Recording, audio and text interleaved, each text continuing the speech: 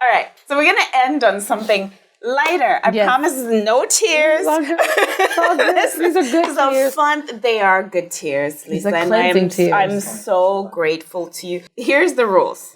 No thinking. You just say the first thing. Thing that comes to mind is where we're going to go.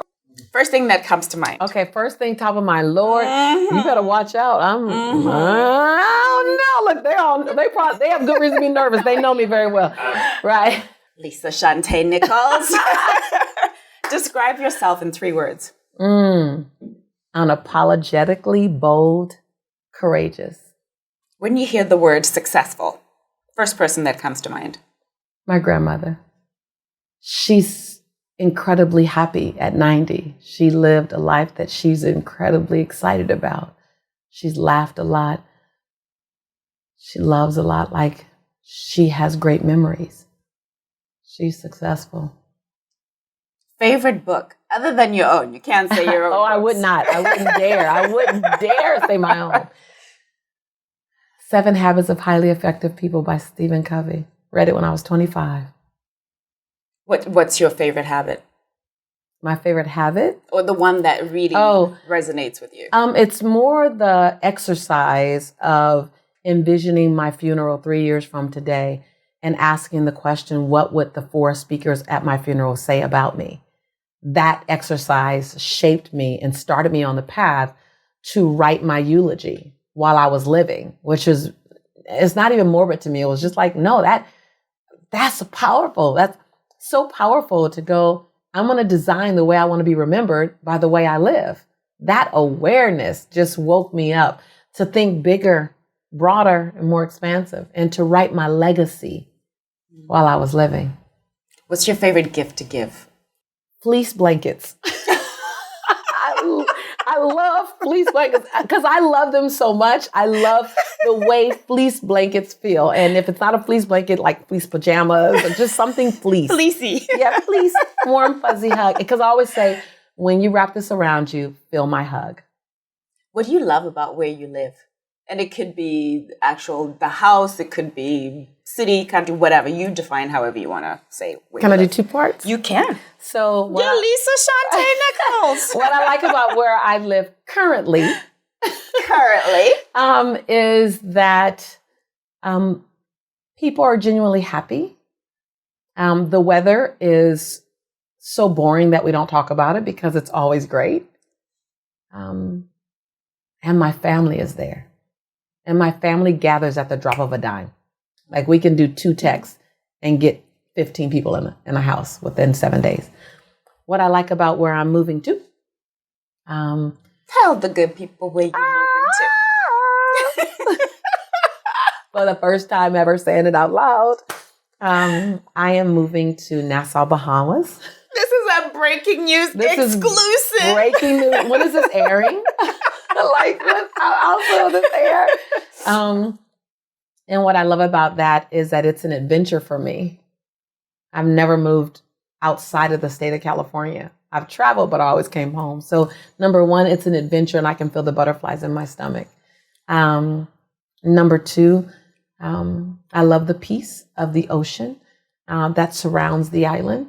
And when I look at the mass of water, it reminds me that I'm a mere part of a very big equation, and whatever I'm worrying about ain't that serious. So I love how it just brings me to a level of calm. Favorite item of clothing? Can stilettos count? Yeah. Stilettos every day. We need a shot of these. Stilettos every day. Can we take a shot every day? Butterfly, stilettos every day. All the different types of way of making a statement at the feet. Favorite time of day and why? Sunrise. Because I'm blown away that every morning, God, the divine, whatever you call it, gives me a unique, unrepeatable sunrise. There's never the same sunrise. I'm fascinated by that. I'm really fascinated by every day you're going to give me a brand new one. All I got to do is witness it. I'm just fascinated by that and just watching it come up. And from my bedroom, I could see the sunrise, and I feel like I'm one of the first to say, "Good morning, world." Like, so I love that. But I love sunsets too, for that same reason. They're all unique, but sunrise is good. It's quiet. The beginning of a new day. The beginning of a new day. Watching the world wake up, and I love watching the world wake up from different parts of the world, like watching how it happens in Kuwait, watching how it happens in South Africa, watching how it happens in Florida. Like, I love watching how the morning wakes up in different places. Name 2 people you'd like to have dinner with and why. And they can be living or passed on. Wow, just 2. Just 2, only. Nelson Mandela, because I want to understand how he embodied that level of forgiveness. I want to own that level of humanitarian cause where you can lead the largest forgiveness movement in the history alongside of the guards who guarded you in prison. I'm just unbelievable.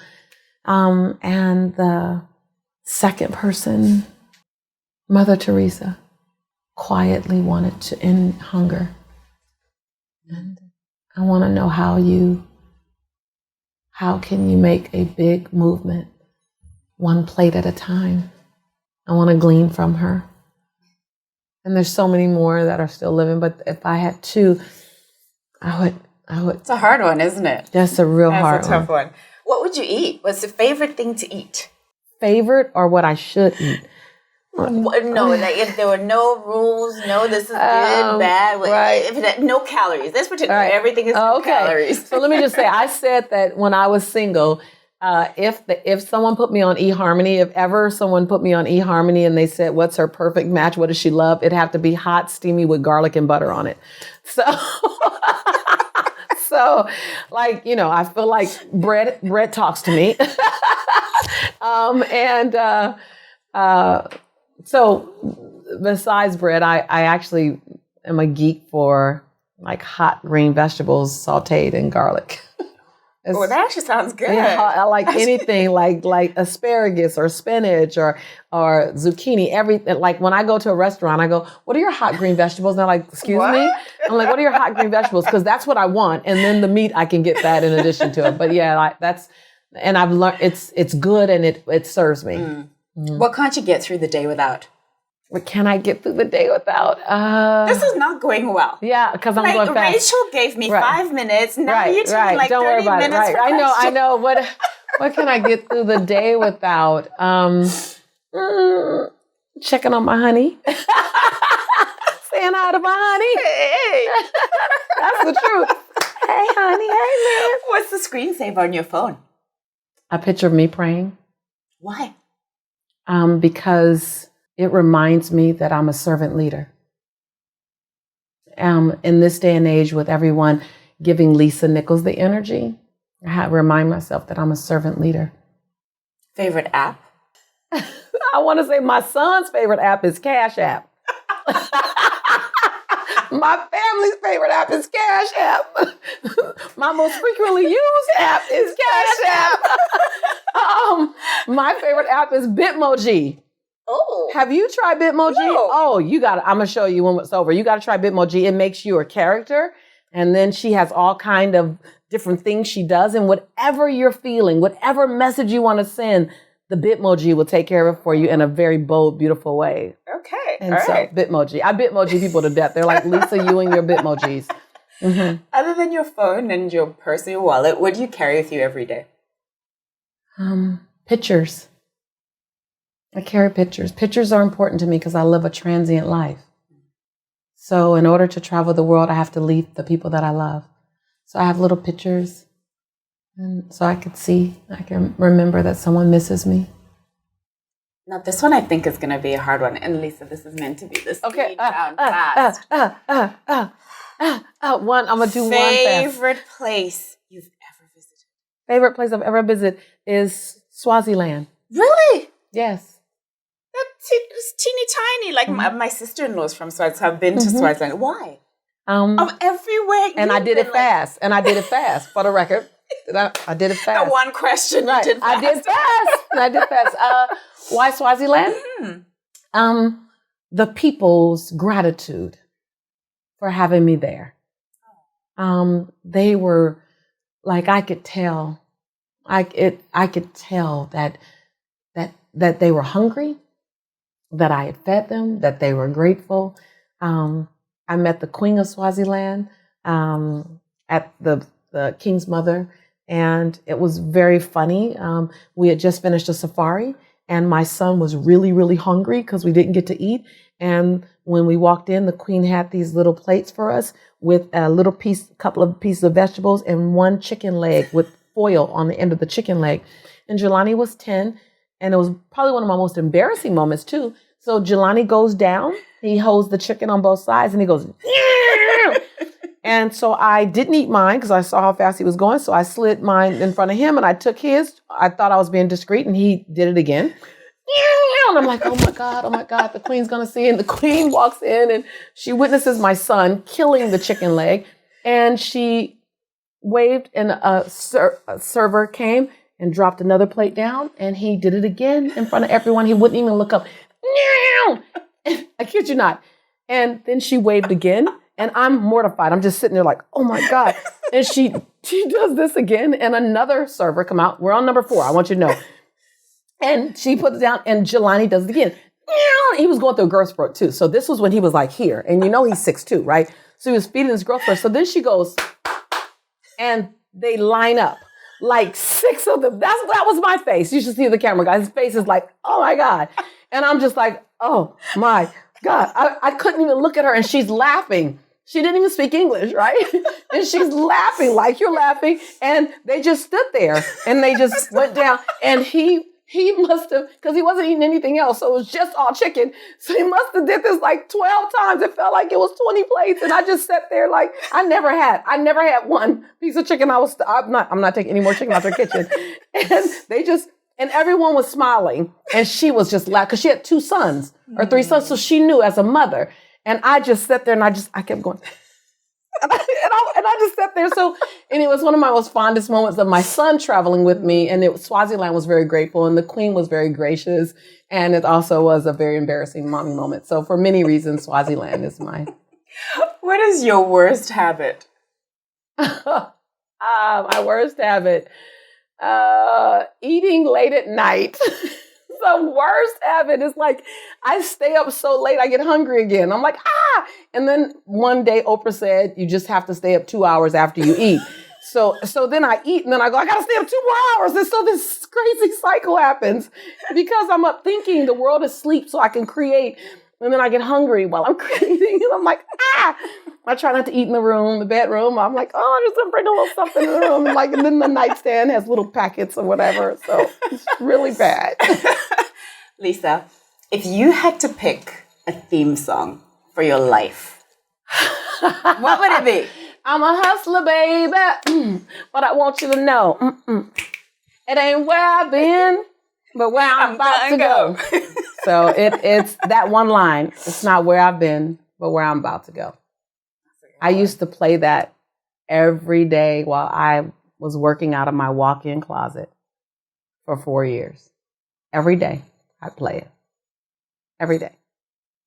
It's not where I've been, but where I'm about to go. And I knew it. What do you wish you had more of in your life? Girlfriend time. What's a question that you wish you would be asked, or that you wish I would have asked you today? God, you're good. It's a good question, huh? What I want the world to remember when I'm gone about me. I think the reason why I talk about that so much is because if you think about your legacy while you're alive, you'll play your alive game much better. You won't sweat the small stuff. If you think about your writing your legacy, you won't sweat the small stuff. So I'm not looking to go anytime soon. I just am mindful that I'm writing my legacy. Here lies a woman who, I want my tombstone, if it could read everything. Here lies a woman who inspired us to be a better person when she was in our presence. Here lies a woman who gave us permission to be honest and truthful about our greatness and the areas of our growth. Here lies a woman who showed us that the human spirit has no color, origin, or status. Here's what I'd love to ask you as our community. So I want to know from you, who do you want me to have on the show? Who would you like me to interview? Who are some of the amazing women whose stories you would like for us to share on this platform? If you have any fantastic ideas, and even better, if you can connect me with them, please comment, leave your comment, or DM me and tell me who are some incredible stories I should be sharing on this platform.